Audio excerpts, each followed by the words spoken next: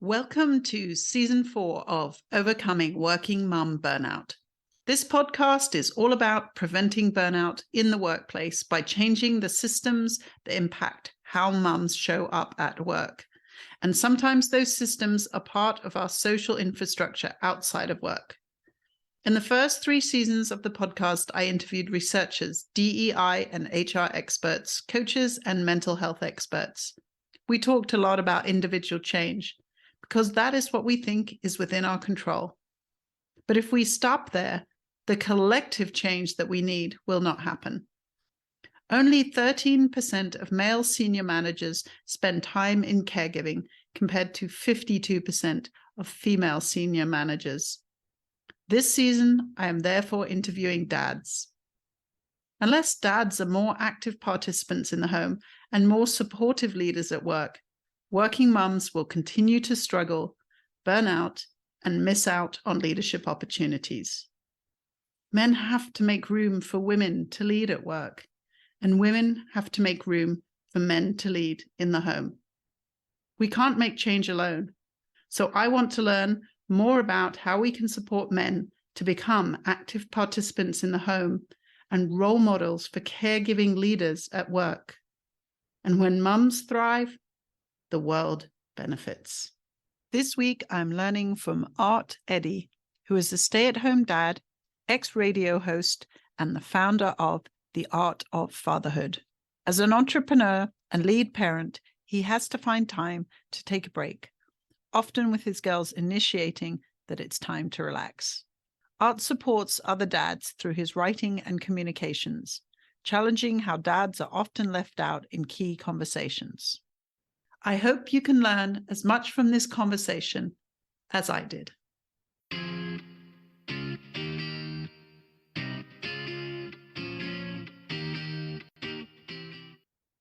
My name is Art Eddy. My wife and I are blessed with 2 daughters, Lily and Jordan, and for the most part, I work from home. My wife works from home since the pandemic, but I always was working from home, writing for different sites, but now I run my own site called The Art of Fatherhood. I acted as a stay-at-home dad once I got out of radio, since my youngest was born around 2010. Became a stay-at-home dad for a little while, went through all those hurdles, and then pretty much even though I have a full-time job, I'm running my own business, I still make sure that if a kid needs to get picked up or something happens, I'd say 90% of the time I'm the one making sure that Monday through Friday, 9 to 5, while my wife's working, I'm taking care of the kids. Great. Thank you so much for that. And that really leads into my next question, which is, how did you get there to play that role at work and home? Sure, yeah. As I mentioned earlier, I was working in radio around 2010. We saw the writing on the wall. I was working for a station in New Jersey, and it wasn't like the biggest market. I worked in New York City for a bit, and that was as much as I want. My goal was like, I can't wait to get to New York City. I want to get to one of the biggest markets. Obviously, it's the biggest market. I got there, and it was right around my oldest when she was getting born, and I wanted to be there for the ultrasounds. I wanted to be there for certain important events before she was born, and I was just like, this is not conducive to our schedule. So I left the city and I worked at the radio station I worked before in New Jersey. And I was able to work from home, which was great. So my wife she was happy to do part-time with her job that she'd been working for a while. And I would go in on the days that she would have off. So I'd work from home at the radio station, and then I would go in to voice track my shift and all that good stuff. And then, like I said, when my second daughter came, it was the point where one of us should probably be the full stay-at-home parent. And she works in the medical device field. I work in radio. And we're like, all right, which one's more secure? We'll go with the medical device. So I became the stay-at-home dad. And plus, she wanted to keep on going with her career. I wanted to support her. She's a intelligent, bright woman. So I was like, all right, cool. And we had one daughter and we were going to have another one. It's like, all right, why don't we show that men or women can do whatever they want? So that was a lot of things. And then I just became the stay-at-home dad, and it was great. For first, I never had the idea of being a stay-at-home dad. I went for communications at the University of New Hampshire, and I was going to be in radio or TV and all that good stuff, and never thought, oh, I'm going to be a stay-at-home dad. That's going to be cool. But that parlayed into a great field of working in the parenting space. Worked for a few other websites. Did some freelancing for Yahoo and Bleacher Report and some other sites.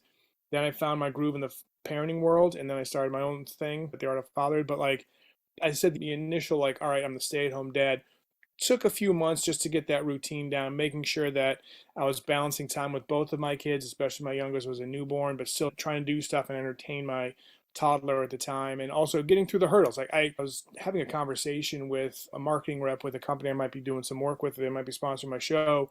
And she was just talking about, she said, oh, I'm so sorry. It's a momfluencer program, we call it. Sorry for all you dads. And I said, actually, it's a good shock to the system if you do reach out to dads and show like the other side of the coin, right?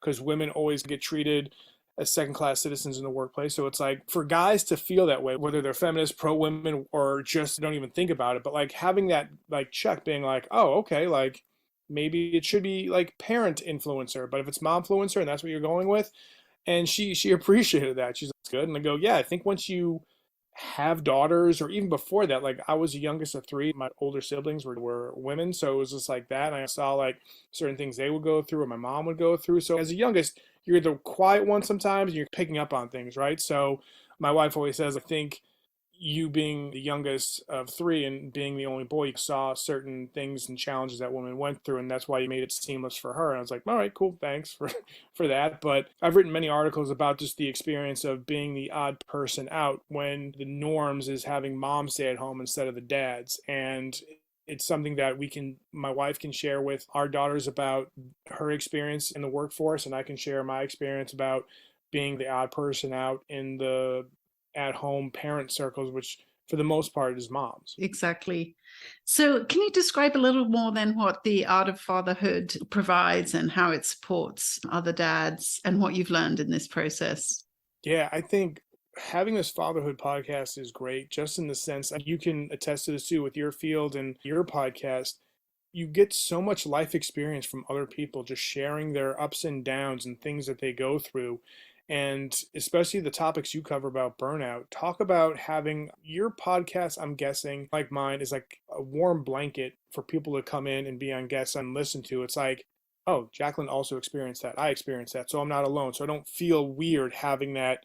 Yes, you want to be independent, but knowing the bad or the good things you're going through and having people that you can relate to, you're like, all right, it's not just me, is one of the reasons why I created the Art of Fatherhood, just for a place for dads to talk about their feelings. And yes, whether it's A-list sports stars or celebrities or CEOs, bringing down to a level that everybody, every dad can relate to, I think people enjoy that part of my podcast. And then besides the podcast, I have articles. Some are like almost like a dad onion style article where I do over the top dad stuff. Like I wrote an article like saying dad reaches out to the TSA for families to come 8 hours before their plane departs. And everyone's like, why would they do that? I'm like, it was just a joke. You missed it, but let me explain. But then I'll be talking about some serious sides of stuff, especially during the pandemic, especially with social media and how it affects kids. And then I do a Dad's Doing It Right article every Tuesday, just showcasing dads. And like whether it's a podcast, whether it's a vlog, whether it's just books or something that, hey, you might not know that this dad is out here, or these groups of dads are out there to be support systems for you. Just bring everybody into the realm of fatherhood, seeing it from all sides. I have a bunch of different dads on, just sharing all sides of their fatherhood journey, and it's just to the point where everyone belongs, everyone goes through certain things, and everyone experiences different things, and that's a great way to see the forest through the trees and being like, oh, I might not have experienced this, but I should be more open and more sympathetic to it. So it's just trying in a world of like quick social media bites or videos of people beating each other up, and it's more of like people trying to stop the fighting as opposed to, hey, I got to videotape this so my account goes viral. I'm just trying to create something that creates positivity, creates inclusion for all dads. And I think it's a great way for moms or women to take a look and seeing how guys react to being a dad or just certain situations in life. And have you, in your experience or during COVID or even pre to becoming a stay-at-home dad, have you or your wife experienced burnout? And how does that play into how you potentially manage burnout now? Because all of us know it's when you're working and parenting, it's a 150, 200% job. So it's a Yeah. challenge. Yeah, great question. And I think it's, again, I applaud your podcast and just now more with like mental health and things that are going on that are becoming aware now in the past few years, because I'm in my 40s, right? And it was that generation of Gen X where it was like, all right, you saw what the baby boomers did, you saw what different generations before you did and what they prioritized and what they thought was important. And for us, it was always like, try your best. You got to rub some dirt on it, suck it up, and go. And so if probably in my teenage years or college years, I wouldn't really see it as burnout. It was just be like, oh, I got to keep on going. I got to keep on grinding that out. I got to show my grit. And then I would say not until it's tough for me because I always feel like I need to be there for everybody. So that's probably my burnout where I'm just like, I got to be there. Even on vacation or if we're hanging out, I'm the one like cleaning up the dishes and everyone's, can you just chill? Like I remember my wife threw me a 40th birthday party and I'm a clean freak that I inherited from my mom. Towards the end of the party, I'm like cleaning things up and everyone's like, stop doing that. Or like, we're just sitting around talking. I just feel like we need to do something, right? So there's a certain signs. It's great to have kids because they point that out. Dad, you need to chill. Can you just relax with us for a second? And I'm like, oh. And as much as I want to show them, like, oh, you got to be there and do as much as you can, like having them tell me, putting me in my place of having to relax, they're seeing it as all right. But I think it was most highlighted during this pandemic.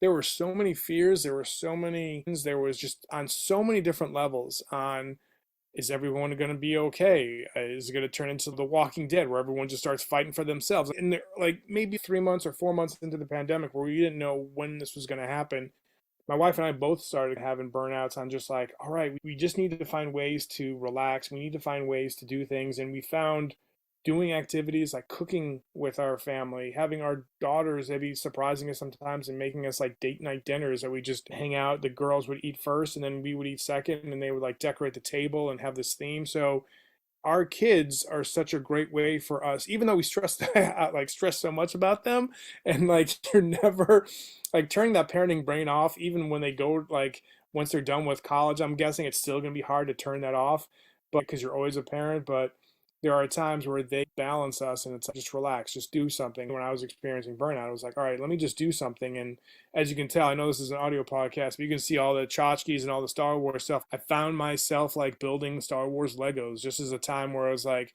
yes, I'm still doing something. It's not like I'm just sitting there doing nothing. So that itch of I needed to be doing something, it brings in my Star Wars fandom and I'm creating something. So it's like, all right, cool. It's like I'm just enjoying listening to some music while I'm building that. So it was just finding some me time, having some time where I don't feel like I have to do something for anybody else, or especially since I run my own business, I always feel like I have to be doing something because if I'm not doing something, nothing's getting done. So during the pandemic, I think because of other companies and other people, like especially around the holidays, people were shutting down, being like, yeah, we're shutting down a couple days early, like marketing companies or businesses are like, we'll see you on the opposite side of the vacation, opposite side of the holiday. And that was great for me because I was like, well, I'm all caught up on my content work, can't really do any of my marketing work right now. So I'm like, I have to chill. So it was almost, some of it was forced on me, but other parts of me where I realized I'm like, this is not a good road to go down. If I keep on doing this, I'm really going to have some issues. So my kids, my wife, and just other factors that were forcing me to shut down helped.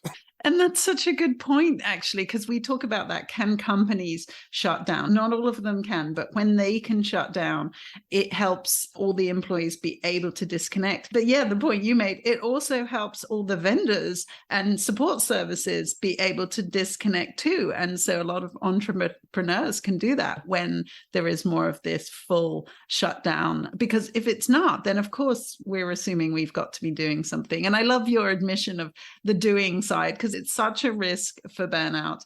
And I also love how your kids really can provide perspective on that. When I started to learn my husband's love language was quality time, I had to learn that I had to sit on the sofa with him, and it was a good thing to do, and watch football or whatever. That was what he wanted, and this was me serving him in the way that I wanted to, but I didn't know that was like the best way to do it. So that really helped me. But I also think too, just in terms of the things your kids were doing for you there with the date nights, we need to involve our kids so much more in the household as a whole. We have these, what we call family meetings, that they come from this particular curriculum, which is called positive discipline, where the kids basically are problem solving things with you. You create an agenda and the kids problem solve. And so just you describing the kids doing date night for you, they kind of problem solve for you. They created date night for you. And they're so much more creative and inventive than we are as problem solvers.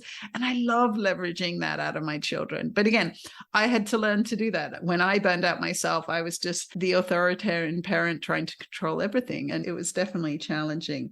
So Listening to your TED talk, like I could feel it in my bones. I could feel your pain just with certain things you were going through. And so you sharing that was, I think, just a big, I know you're getting probably a lot of response from it, but just you sharing that was like, Yeah, I can relate to that. I can relate to that. All right, cool. So it's great that you shared that, everything you were going through, because it's such a good resource. And actually, I remember speaking to my husband about it, and he said, please do, because it's really hard for dads to know what the mums are going through as well. And he didn't know what to do when I was at my lowest points. It was really hard for him.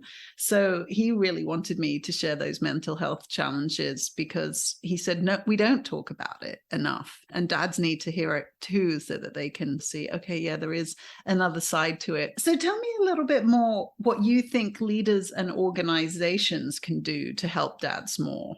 I think just in the sense of having that open conversation and realize one of the things I worked in radio that kind of helped me in life is I like sports, I like movies, I'm a comic geek and all that other stuff. Not really a fan of fishing, not really a fan of cars. I drive a van, that's my car. My wife's got the like cooler looking car, right? And like, I don't care. I'm like, it gets me to point A to point B and I'm doing the grocery shopping, I don't care. But you have to realize certain things that you might be thinking, your employees are thinking the exact same thing. And if the boss is a man and he is a dad, there are a lot of things that hopefully the things that he worries about, that they can go to their employees and be like, hey, this person might be worrying about the exact same thing. Maybe I should give Fridays off or a half a day, or especially during the pandemic. I'm wondering how many companies were like, yeah, I know everybody's at home and everyone's doing schooling. So if you get your stuff done, take Friday off. And if you need to help your kids wrap up, there are certain things that I think bosses or leaders being like, oh, what would I want in life? I'd say probably most of the time your employees want that as well. And have conversations, do a questionnaire. I recently saw the idea of quiet quitting, right? Where a lot of people aren't doing as much. And I think that's just a shift in the generations where it's like people don't really consider their identity is their job. And I think that's a great thing, right? And the people who are still maybe in charge is maybe the old white man who's, I strapped up my bootstraps and I just kept on going and I walked uphill both ways in school with no shoes and that's how we did things and you got to do it too. Maybe that's not the answer. And I think having a survey, and as much as it can be anonymous, that'd be great, but just getting a pulse of what everyone is feeling. Because I think I was watching someone talk about what if we change the salary and the hour rate to, hey, if you get your stuff done in a week, let's say when you first got to the job, you had 5 days, like the standard work day, Monday through Friday took you. Then 3 months into it, you start like grasping things, you start mastering certain things, right? So the stuff that took you 5 days, now it took you 3 days, right? You could incentivize, hey, you can work these 3 days, so you're going to get all this stuff done. And the next 2 days you can have off, or we can give you more projects and you can have a bigger salary. I'm like, that's a smart idea, right? Because it's going to be like, that's going to motivate people, not everybody, but it's, hey, they're recognizing me for what I'm doing. They appreciate my work. But you know what? This week, my kids has a field trip. I can actually go on a Thursday now because I got all my work done. Why don't I go do that? And so talk about a great work-life balance. When I talk to dads, one of the questions I used to ask was, how do you define a work-life balance? And they're like, and most of the time people are just like, yeah, I don't really think about it, or I don't really, shouldn't be a work-life balance. You should worry about your family and stuff first. And people would say that's maybe cloud talk or anything, but I scrapped that question out because it just seemed like there was never a good answer, or people really didn't enjoy me asking that question, because that's definitely a tipping point, or just a place where people get burned out because they always feel like there has to be a balance. I think, all right, you work your butt off this past week. There's not that many projects. We're slow, so you'll still get your same amount of pay for the week. But you know what? Take Thursday and Friday off. I think a lot of people will be like, this is insane. Yes, I'll work for a company for that. So I think it's just the idea of putting yourself to where your employees are at, because there's probably a different range in salary. There's probably a different lifestyle, but just remember the grind. Remember where you were getting up there. If you didn't come into this wealth, but you were working your butt off to get there. I think just remember those times you were putting in the grind, and there would be certain days you could recharge your batteries, stop the burnout. So hopefully you're working for someone who not just cares about the bottom line, but cares about the employees. I just think if there was more of, let me put myself in my employee's shoes, it'd be a lot better. And I think that's a little bit where there is this mismatch. Even surveys like Deloitte have shown that CEOs are claiming they're burned out, and that they also care about their employees and know their employees are burned out, but their employees are saying you don't care. And there is this mismatch, because I think what a CEO is going through, and again, like you mentioned, particularly if the chances are it's a white male CEO, his experience of burnout is going to be quite different from, for example, a marginalized worker in the company who may be experiencing burnout due to workplace microaggressions, incivility, unequal pay. So there's so many different ways that people can burn out. But I think also what you mentioned about this mentality of I had to struggle, so you have to struggle. And I definitely have females who pass on the same message to me saying, why are my female leaders saying I had to struggle, so you have to struggle too? Definitely when we start to shift away from that mentality, I definitely think it's going to be helpful. So if we shift a little bit more into the home, how can we help dads? What support do dads need to play a bigger role in the home? You described the process that you went through. How do you help other dads think through how they can step into that realm with confidence? And because obviously you were the odd one out when you stepped into that home realm. Can you help other dads embrace that? Yeah, no doubt. I think the biggest thing is you have to start off with a good routine. You have to get ready for certain things, right? You have to, depending on what age you're being the stay-at-home dad, or not even being a stay-at-home dad, but just if you're taking more roles at the home, I think it should be that way. It doesn't always have to be 50-50. It can just be like, you're going to lean on me this week, I'm going to lean on you next week or whatever. And it doesn't have to be tit for tat. It doesn't have to be all that ways, but like dads should find their routine. They should also do stuff that they want to do. I think in the beginning, you hear a lot of dads like, I couldn't connect with my kid because in the traditional sense, my wife would be nursing and all this other stuff. I just didn't feel any connections. And I say to new dads, talk to your child while they're in your spouse's womb. As weird as that sounds, there's a great way of connecting, and they'll hear your voice. When you hold them for the first time, you speak to them, there is going to be some recognition, I believe. And do bath time. Bath time, a lot of dads say bath time is my time because I get home from work and it's just letting your partner just chill. And we do bath time. We'll do some fun stuff. We'll read. We'll dance, depending on how old they are or whatever the case may be. And having that and finding a routine that works for your family. Everything I just said might not work for your family. So if it doesn't work for your family, find something that works for your family, but you guys are in that relationship are showing equal parts of like how much you're putting into it as much as your partner is. Because as your kids get older, they will see that. And you always want, I don't care who my daughters end up with, or even if they don't end up, if they're fine being single, cool, do that. But if you're finding someone, I want them to see the relationship that I have with my wife being like, we got to be there. We got to step up. We got to make sure that we're all pulling our weight in this relationship. So my wife and I are always making sure that our kids see that. Nowadays, there's a lot of things where dads can find other dad groups in your area.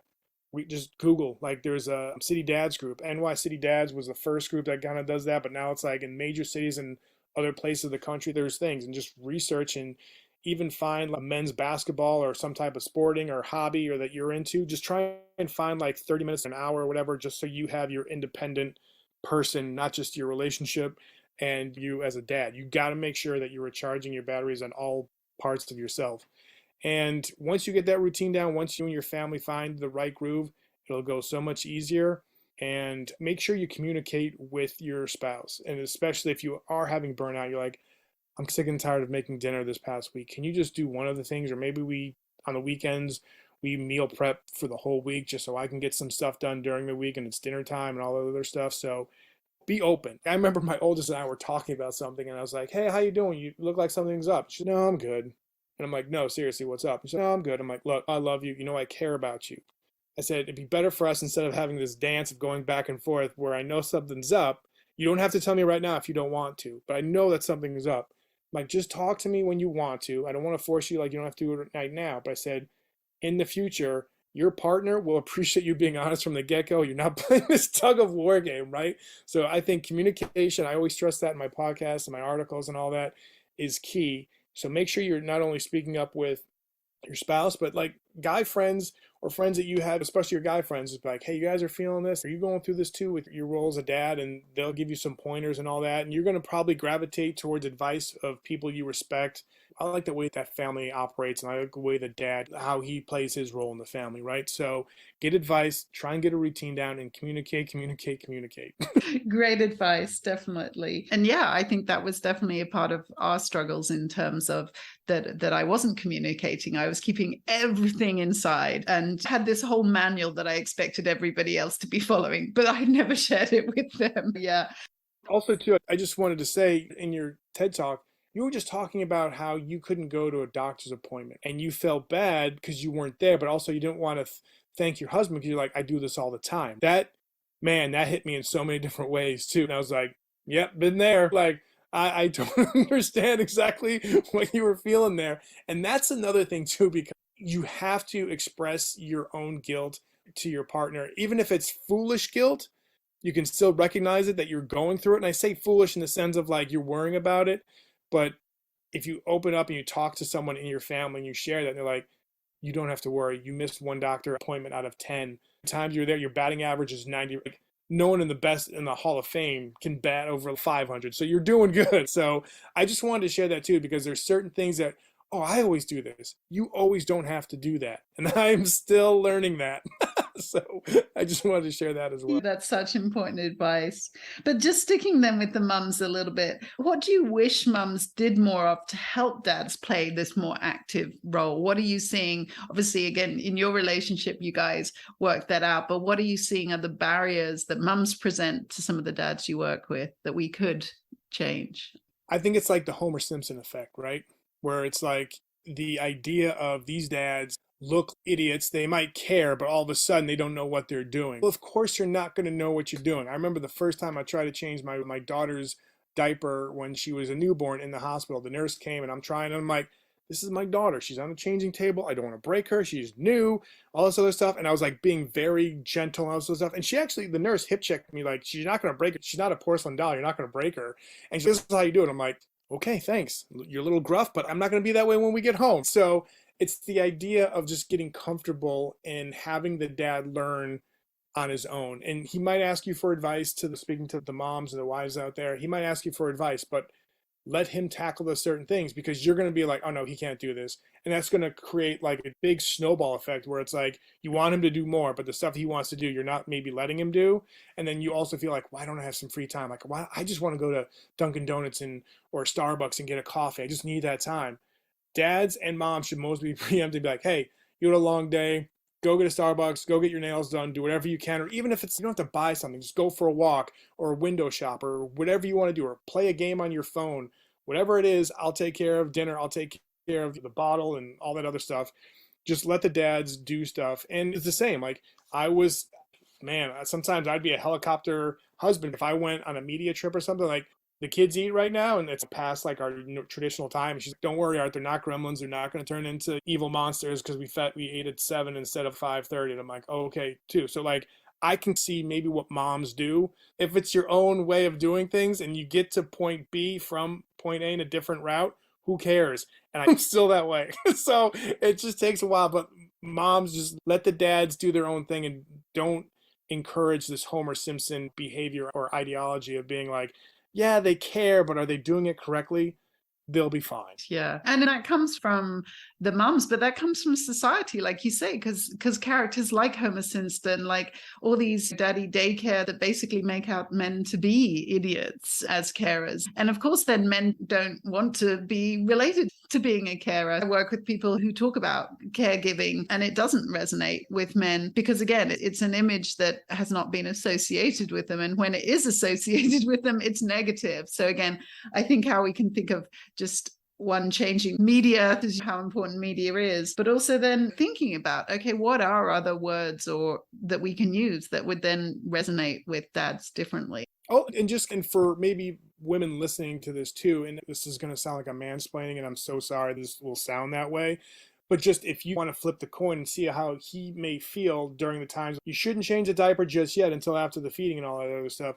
Just think about the times you might get mansplained at a work conference or this or that, or a business meeting, or just at a meeting, or you're going somewhere and the guy's like, you should just, how anger and like all the stuff you were feeling when someone mansplains to you. It's almost like momsplaining. There's mansplaining and there's momsplaining. And again, trust me, I'm not trying to mansplain this. I'm just trying to share like something people can relate to. Exactly. I think it's so important because depending on our realm, we all do this because it does give us a sense of power to be able to do that. Oh, at last, there's one area in my life that I'm in charge of. So no, I totally understand that for both sides. It's so important. So just to start to wrap up a little bit, let's talk about, you have talked about this in some ways with your daughters about their future partnerships and things like that, but what sort of future home and work life do you want for your daughters and how do you think we get there? It's tough because since this pandemic and since my daughters are 14 and 12 now, and we've been having so many great conversations. And especially nowadays, kids are going to find things out, whether they're on their smartphones or friends or whatever the case may be. And another piece of advice, if you try and hide certain things or maybe not bring up certain topics in front of your kids, they're going to find it from somewhere else. And it might not be, it could be the truth, but it might be something that they might not be able to handle right away, right? You know your kids better than anybody else, hopefully, and you'll have those conversations with them. I want my kids to be happy in any profession they want to do. And I think it always turns out, like for me, it's like I wanted to be an astronaut and I wanted to be a running back in the NFL. And obviously that didn't happen. And there's certain things that like just drove me to where I am and where my career is. And I'm glad that I'm here at this space because I feel like this is making me a better dad because I'm hearing experiences from everybody else. And I'm like, this is my calling and this is my thing to do. And it makes me a better husband and it makes me a better dad. That's great. So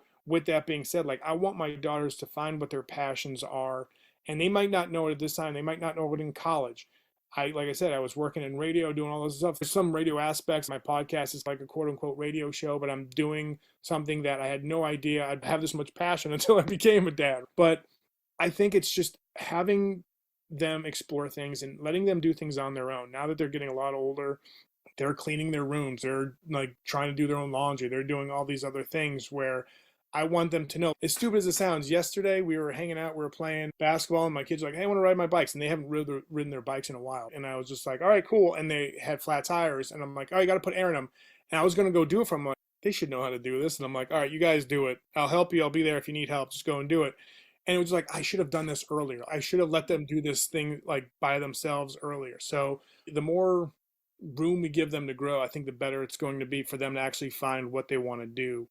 And I just hope the education system and where they fall and what they think that their purpose in life is will be easier maybe than for me when I was trying to find out what I wanted to do and how I wanted to get there. And I want to encourage them. And my oldest, she loves writing. She wrote like almost a 200-page story, and I read it, and I was giving her some critiques here and there. My youngest loves playing music. She plays a saxophone, and we encourage her to follow her passion there. But she wants to become a veterinarian, and my oldest now wants to become a lawyer. So we're encouraging her, especially now in high school. It's like, all right, be part of the debate club or be part of this now because you're going to need those skills if you want to be a lawyer. And then also, too, you can find out if you want to be like speaking in public to people because that's going to be huge if you want to be a lawyer. But I think about this a lot, and I think about what avenues they can go down, cross, and through to as they get into the quote-unquote real world and they're on their own. But I hope that the passion that they have right now for the current professions they want still stays. But if it changes into something else, that's cool too. I tell them many of the times, I didn't know what I wanted to do. And look, and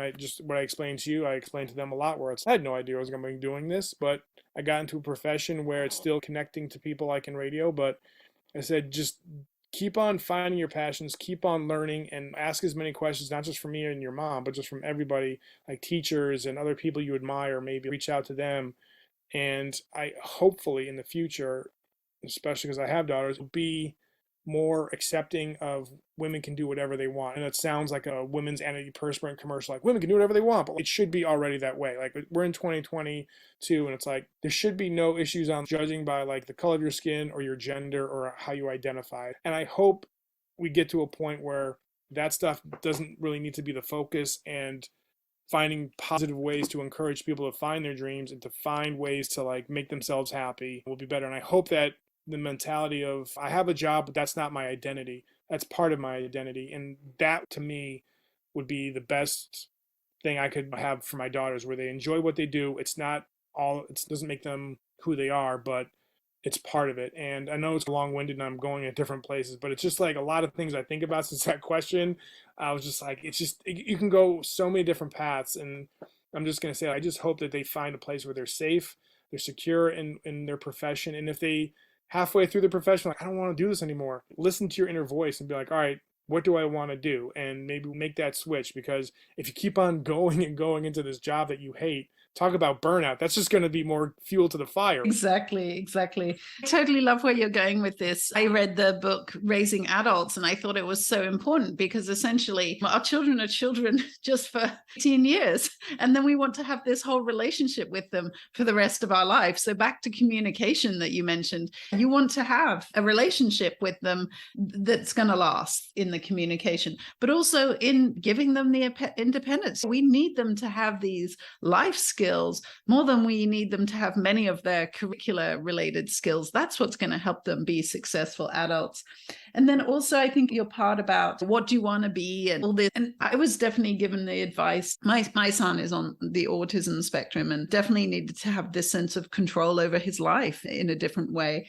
And so that was what one coach suggested to us, is ask him what his dreams are and then show he can realize those dreams today. Like, he doesn't have to wait till he becomes a writer. He can start writing today. You can do writing camps and writing competitions, and he can listen to podcasts and things. And I think even in Michelle Obama's book, it was like, how do you know these things when you're so young? And why do you have to wait? Why can't you just be doing the things you want to do? And that's what I see with the new generation. And one of my other guests had a lot of hope because he thinks the next generations are way more innovative than we are. They have so many more options at their fingertips on how to succeed, but they also have a different vision of how to succeed. I think back to something you were saying earlier, I really realized when I had done my TEDx talk that I met with a lot of young students who basically said, oh my God, you're just the same as my mum, and I don't know how to get her to stop, because it was the same way as you saying, you never sit down. And so that was so fascinating that they could see that in their own mothers. They didn't want that for their mums, and they certainly didn't want it for their lives either. I think it's so important that we think about this and really how we want the future to be.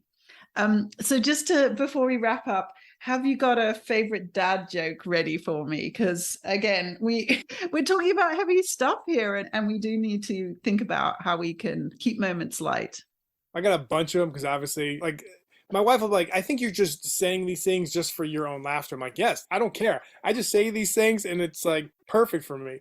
But one that I definitely love, because I lived in New Hampshire for a bit and lived in the Northeast and all that. And now we're here in North Carolina, and like, I have not acclimated to the weather. I wear a shirt and shorts all through the seasons here, if you want to call them seasons here. But like, when my kids get cold, I'm like, can you turn up the heat? And I'm like, hey, just go in the corner. And they're like, why? I'm like, because it's 90 degrees there. Oh, God. So that's one of my favorites. I love it. Oh, that's a great one. Oh, my goodness. That is a good one. I'm so loving all these dad jokes.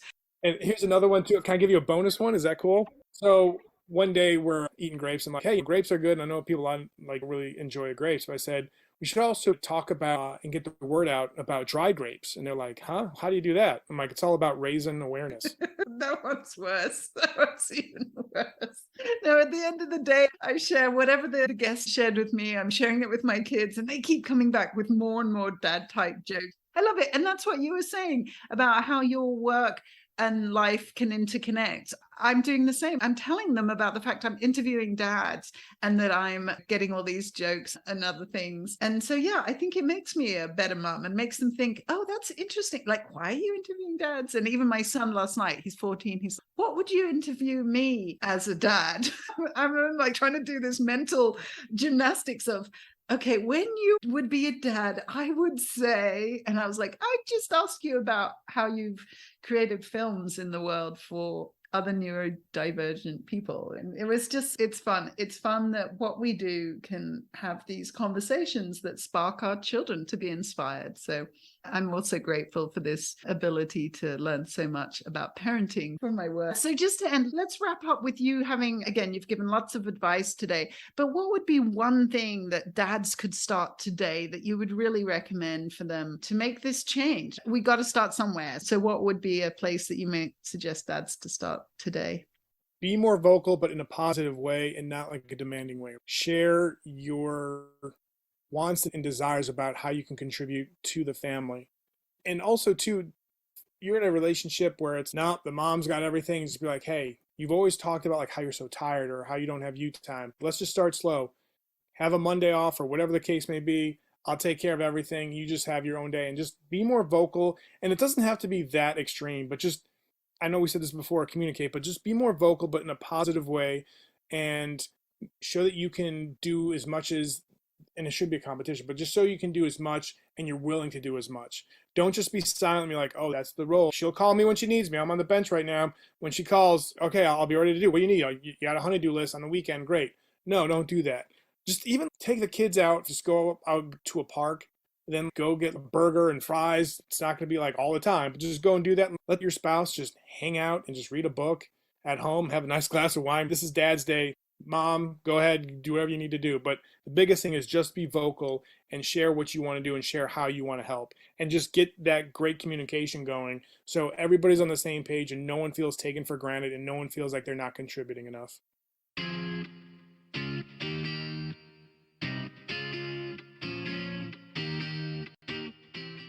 Thanks so much for listening today. Don't forget to check out my website, www.drjacquelinekerr.com, for your free guides to prevent burnout. Would you like to join a cohort of women like yourself who want to disrupt the status quo but are facing constant barriers and, like you, are beginning to wonder whether your approach will even gain traction? Have you experienced the supportive environment of executive group coaching, knowing you're not alone, and learning from others' mistakes and strategies, but you want to have more concrete goals and measures of progress? In conjunction with my leadership training, I'm facilitating small groups of women executives in peer learning collaboratives. This is a scientific process that is used in medicine when important new recommendations need to be put into practice and there's likely to be pushback. Peer learning collaboratives leverage the supportive environment of group coaching, but with more targeted goals, greater accountability, and a quality improvement process that measures impact through learning cycles. In my training, you'll learn 5 new evidence-based strategies to support your leadership confidence and credibility, including how to use macro and micro root cause problem solving, how to create culture change through daily behavior change, and how to manage change and burnout. The peer learning collaboratives will provide a safe environment for you to put your new skills and strategies into action while learning from other women leading similar change efforts in their organizations. As you face barriers, we will problem solve together, empowering you to use adaptive experimental processes to help you build more resilient and informed solutions. A peer learning collaborative has 3 phases. In the co-design phase, members are brought together from diverse areas to establish buy-in and shared ownership.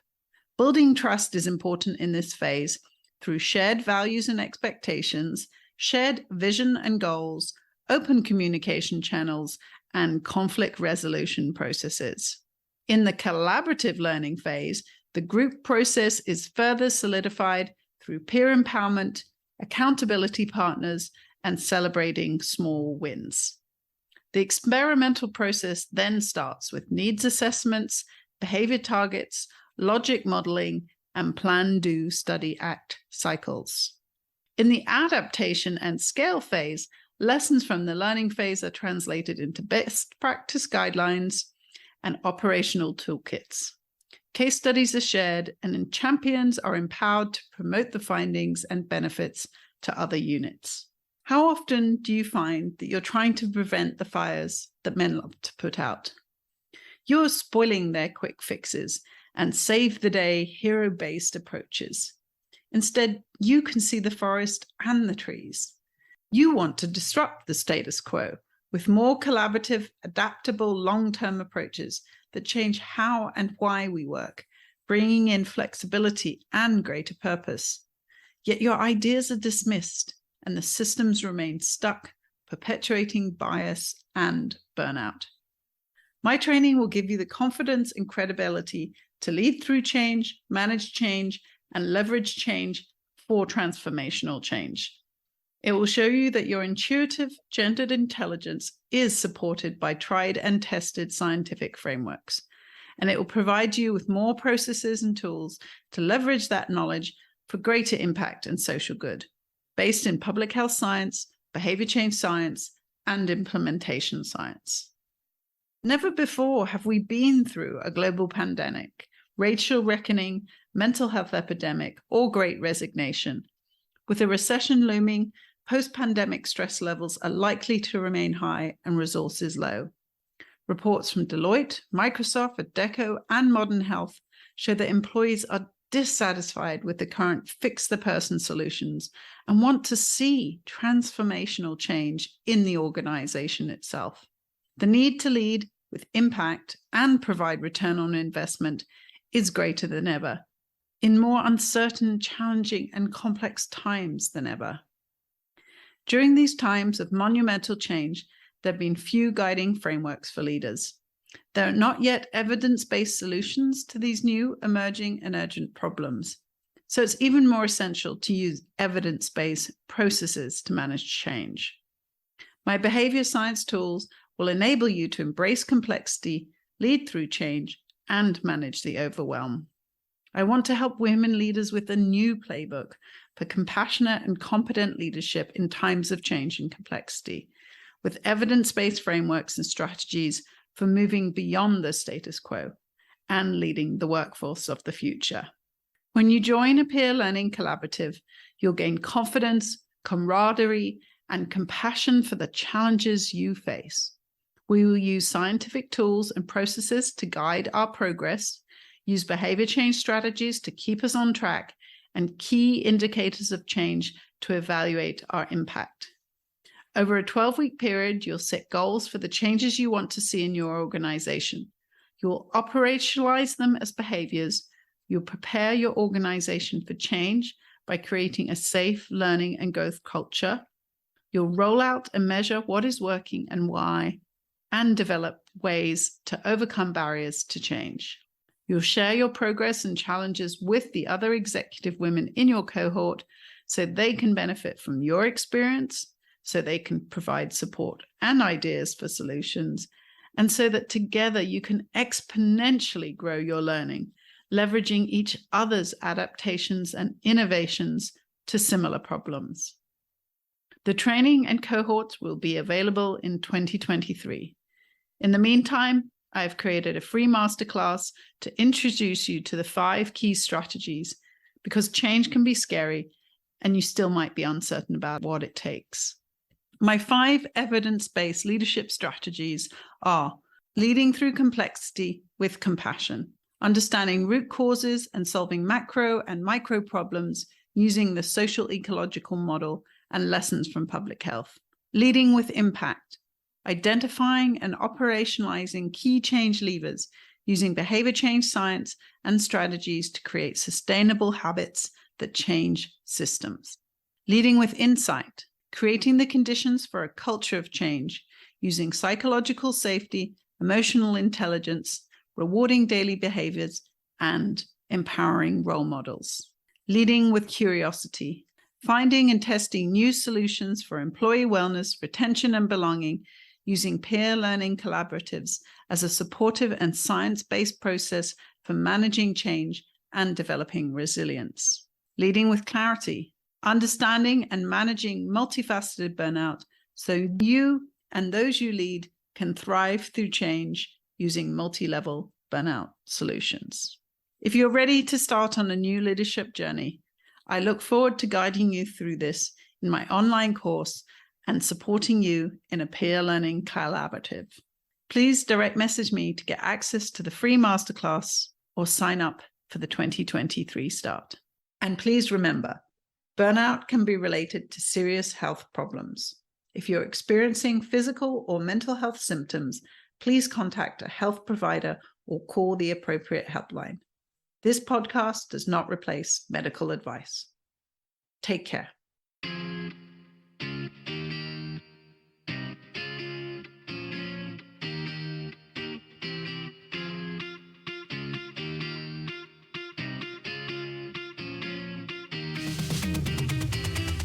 Take control, you're a fighter. Push the limits and see it, you're already there. Told you we going higher. Ain't no stopping us, we're going in for the win. And we're gonna celebrate. Then we're gonna do it all over again. And we're gonna rock this place, 'cause this is our day. We're gonna do it together.